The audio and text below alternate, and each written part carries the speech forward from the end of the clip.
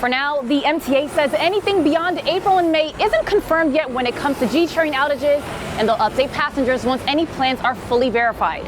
In Greenpoint, Aurora Fowlkes, News South Brooklyn.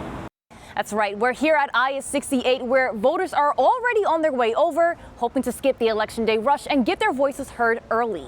Now, NYC Parks says the vision for this space is still taking shape in early stages. In the meantime, carpentry crews will continue performing repairs 5 days a week through November. Now, the next stop for this Knicks K-Rail is the New York Transit Museum, where crews here are already building out the next generation of subway infrastructure riders rely on every day.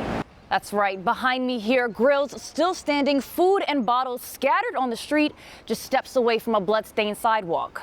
It's all signs of that celebration that turned into a crime scene. That's right, Marcy. Behind me, people are still gathering here trying to piece together just what happened as crews work to repair the Chabad headquarters doors.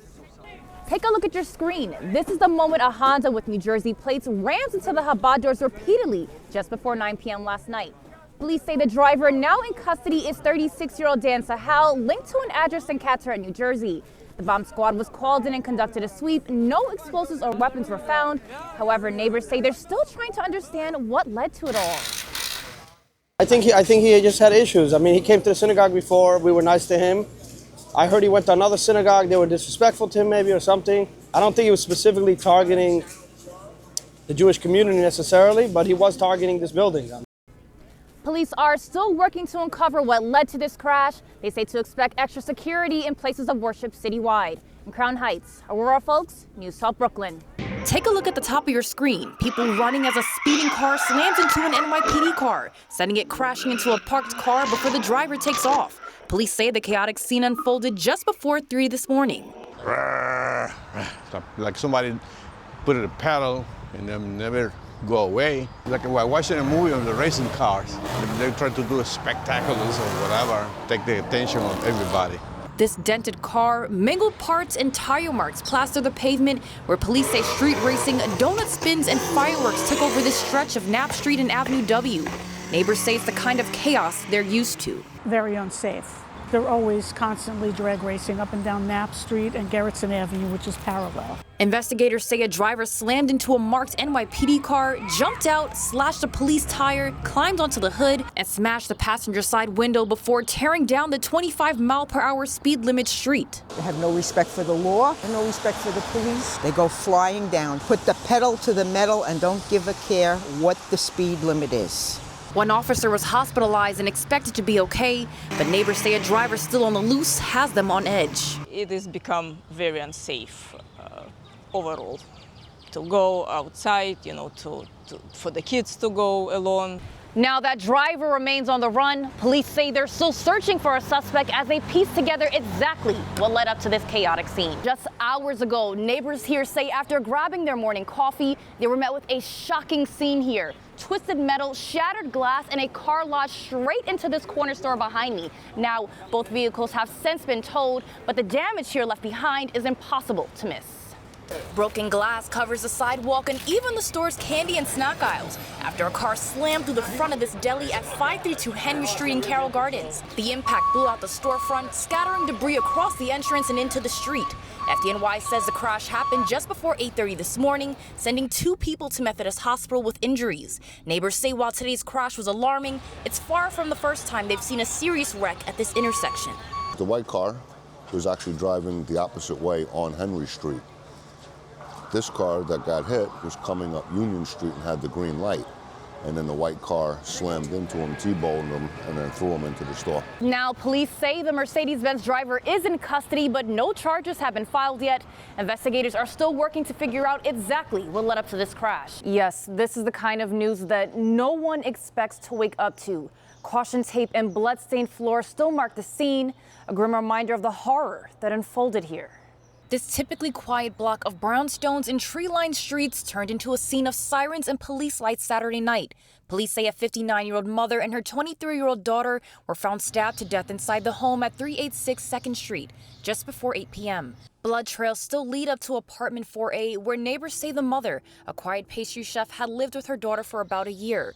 Residents are now left shocked, especially given the building was also the site of a murder-suicide involving 2 women in 2024. Police were here. They were going up and down the staircase. I knew the woman. She was quiet. I mean, she was like a local chef. You know, she worked from home. Being that it happened in the building, it's kind of like, you know, it is upsetting.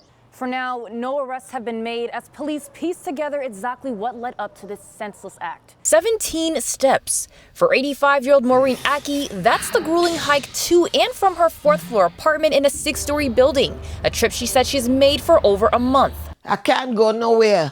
I have doctor's appointment. I have to go to the pharmacy. I can't go in the supermarket, nothing. How could I? Nothing. This is a terrible situation. Some say even a dangerous one.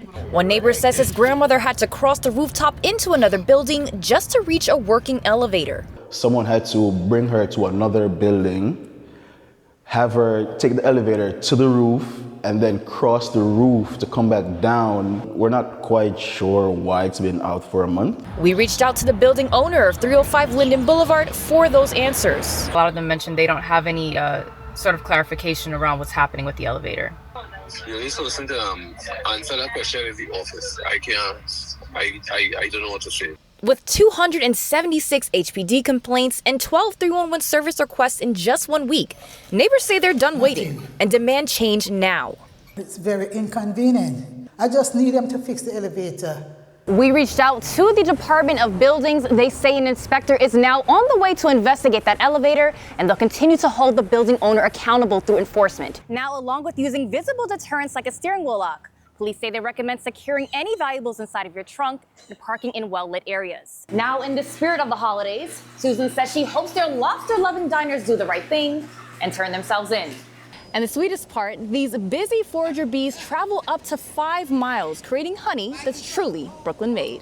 Aurora Fowlkes here with News 12, and we are just off Coney Island Avenue in the Belt Parkway, where a fence right here is being installed by city crews. Officials say this has become a homeless encampment hotspot. Now, some people are arguing that this is pushing people out of potential homes or places they can stay, while officials say they're doing this for sanitation and health issues in the area. Now, we will be talking to other people in the area as well, but what we want to know today is what side of the fence you stand on. Let us know. Yes, Amanda, this is just awful. Car parts are still scattered along the street here, right where a witness said she saw that boy lying on the ground lifeless. That's right. As you can see behind me here, the scene is still very active. Multiple cones are scattered on the street here, where police say they found 14 bullet shell casings just before 3 a.m. Now, if you're not able to snag some of this iconic MTA memorabilia, don't worry. You can sign up for their mailing list and head on over to news12.com to learn more. That's right, Marcy. I'm here in Flatlands, and the visibility is just terrible. Snow is coming down hard and heavy, and the roads a wasteland. Now, HPD tells us that they take safe and warm housing seriously and are currently working with building management to repair a water line and restore heat. In Crown Heights, Aurora Fowlkes, News 12 Brooklyn.